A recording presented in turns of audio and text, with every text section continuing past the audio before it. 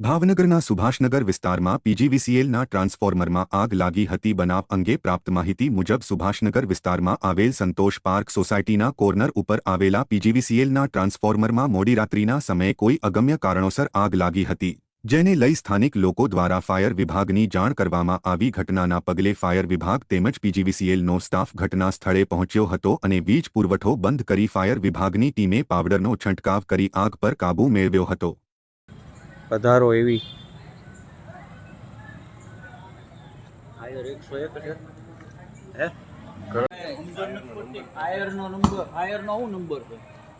જીબીમાં phone તો કરો. એક કામ 256 નથી ઉપાડતા.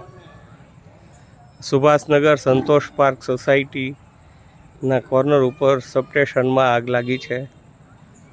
સ્ટ્રીટ લાઇટ ચાલુ છે, ઘરની બધા જ ફેસ બંધ થઈ ગયા છે. કોઈ મોટો એક્સિડન્ટ બને પહેલાં તાત્કાલિક પધારો એવી